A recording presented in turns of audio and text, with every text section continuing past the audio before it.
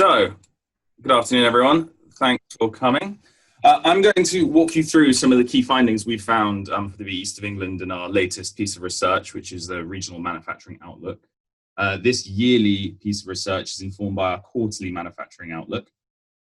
I'll start by giving you a brief overview of the UK's performance, so we get a bit of context when I go in and talk about the East of England specifically.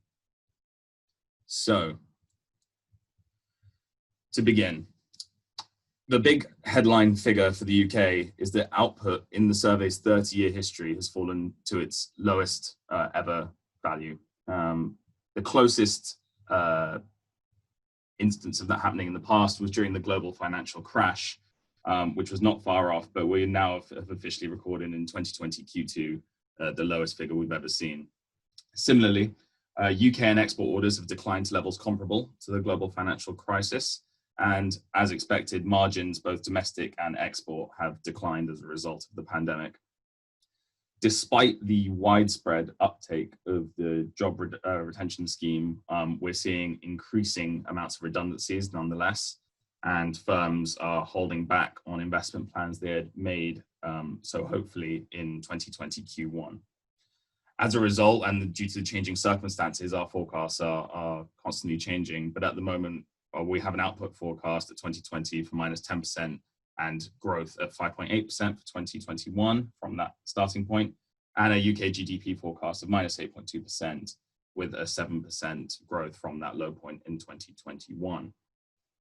So this here will visualize what I was talking about the output being its lowest on record. So this is the past 6 years, and you can see that on the far right, we've added some ghost bars for a bit of context during the global financial crisis in 2008, 2009 area. And while the scale is similar, the speed at which that decline happened is much faster than then. And what makes it even more shocking for the economy and for the manufacturing sector in the UK than was the case in 2008, 2009.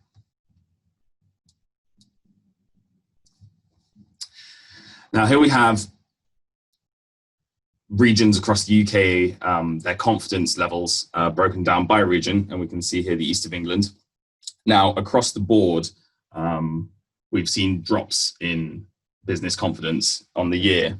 However, what is interesting to note is that the grouping is tighter than we've typically seen. So we often see a bit higher degree of variability between the south and north and so on. And although the grouping is tighter than typical, this indicates that the scope of the impact has been truly nationwide of the coronavirus pandemic. And here we have the key stats from our latest research on the East of England. And compared with other regions in the UK, the average balance of change over the year for the region's metrics has only been a moderately negative result, which is good news in a way for the East of England, although it has failed to buck the negative trend in both output and orders seen right across the UK in the second quarter of 2020.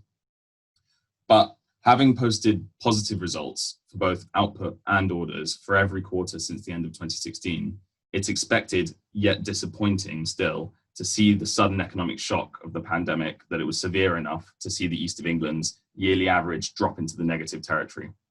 So it is purely Q2 results, which are here that you can see on the right-hand side of the table with the red arrows indicating the direction of change from Q1 2020 that has dragged the 4 quarters, the year average for the East of England into negative territory, only marginally. And you see on the right of the breakdown, which is the composition of the manufacturing industry within the East of England. No individual subsector dominates the manufacturing in the East of England, but the largest share of output is generated by a mix of food and drink, machinery equipment, and electronics. And just under half of all exports from the region are destined for EU shores. So not unlike many other regions in the UK, the future performance of the East of England's exports will be heavily influenced by the future trading relationship with the European Union. Finally, on this slide, manufacturing productivity in the UK is the second overall, standing at 110.8% of the UK average, which is certainly a highlight of the East of England's manufacturing statistics there. And we have some more in-depth on that breakdown on output. So on the right here, we see the top 3 export markets. And as I mentioned, the EU is very high, as is the case with many regions in the UK.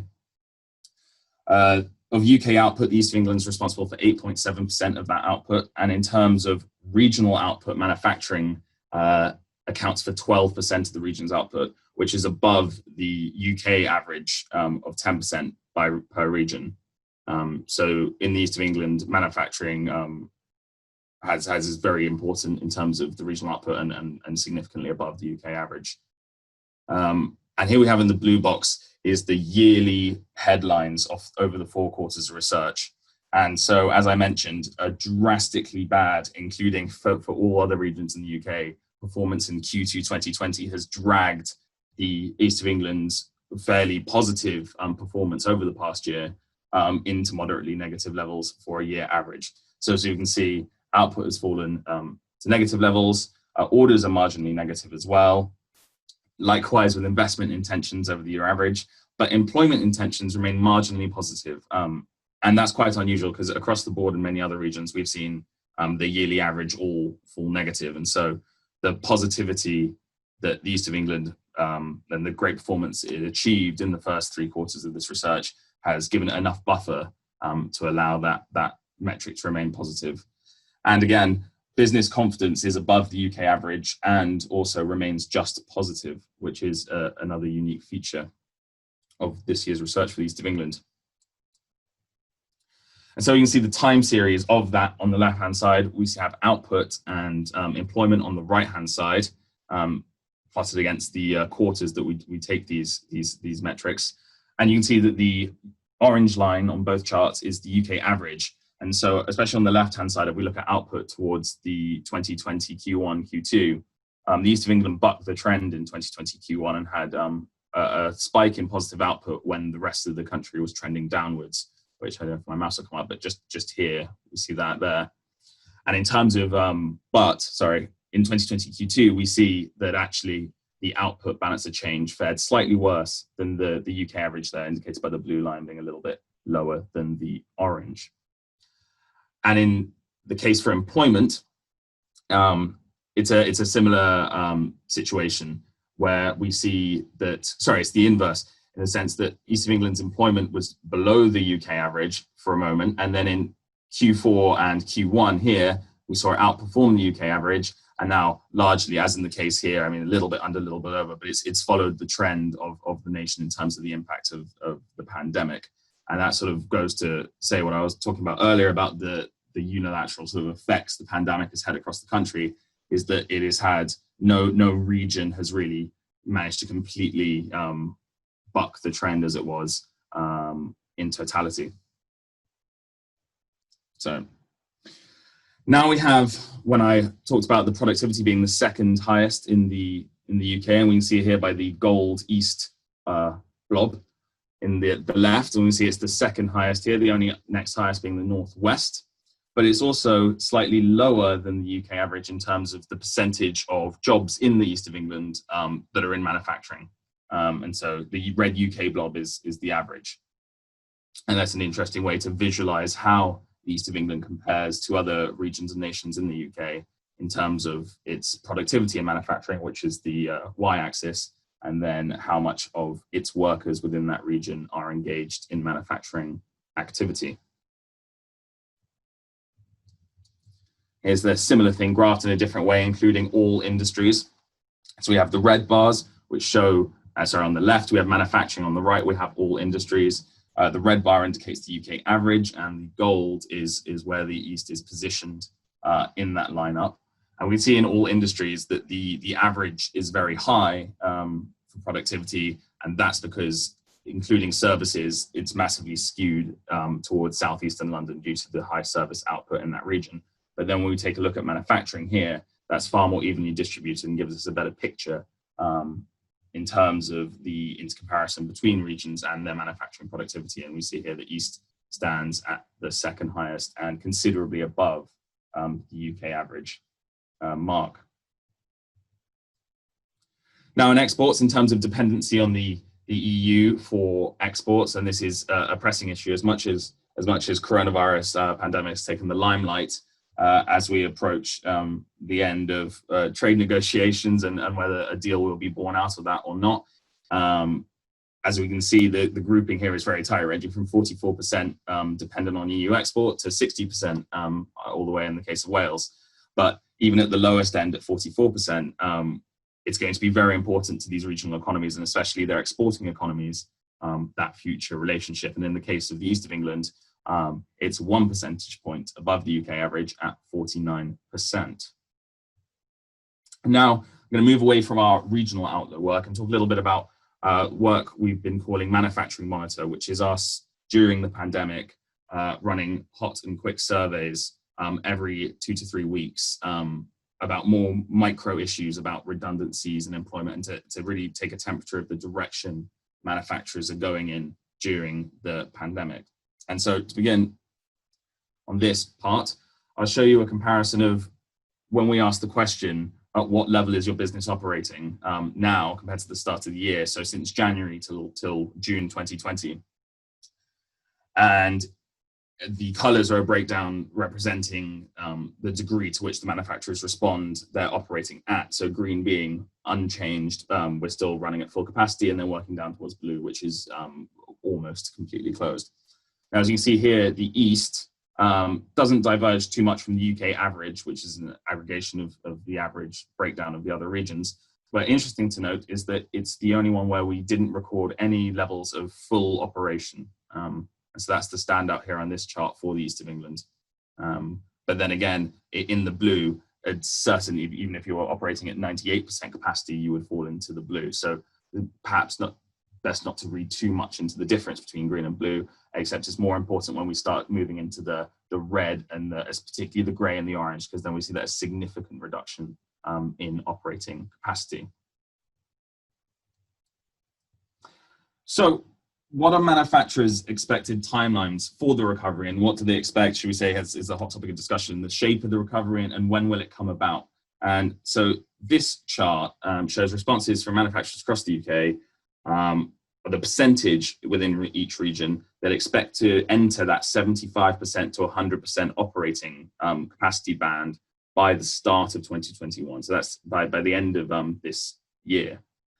And again, the groupings are fairly tight, and we can see the East is more confident in that regard than the UK average at 66%, with the East the second highest, or actually the joint first at 71% in that sense, about when they expect the majority of their firms to enter full operation again. So that is a positive expectation and positive intentions to take from manufacturers in the Northeast that have told us that. Now, compared to the UK expectations, here we have the various monitors we've undertaken, with our 5th one due to be published on Monday. But for the moment, we've got 1, 2, 3, and 4. And you see over time that the percentage of firms that think it will take more than 12 months to return to normal trading conditions.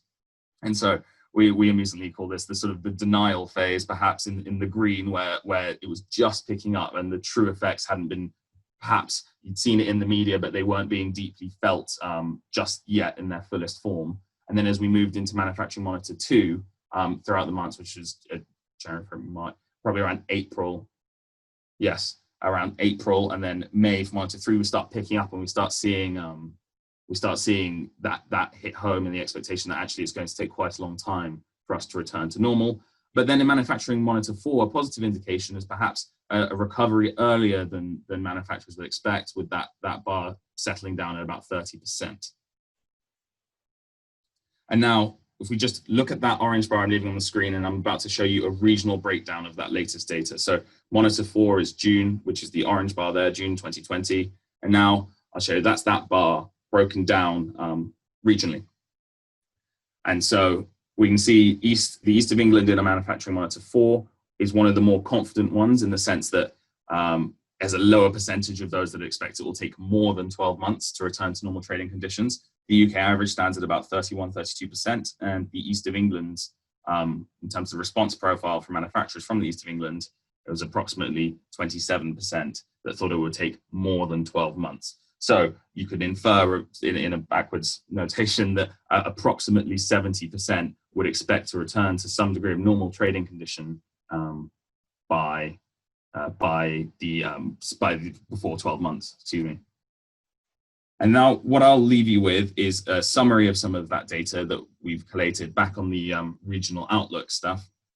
So you can see a comparison of the key metrics that we run and how they compare. One thing I'll point out though is on the East of England and like many other regions, we asked in 2020 Q2 what manufacturers' future expectations for output specifically would be in the next 3 months. So i.e. for Q3 essentially. And if there was any to be a quantitative measure of future expectations on output, it's a fairly damning one, as we can see on the right column here. Obviously there are worse figures, but it perhaps is an ominous indication of that the worst has been yet to realize itself. But these other numbers, just so they don't get confused with this, are year averages. And so as I was mentioning, these would have been positive for East of England had the final quarter of the search, which is 2020 Q2, which was the coronavirus pandemic, not had such a negative downward pressure on them. And that's all from me. So thank you very much for listening, and I'll hand you back to Tim.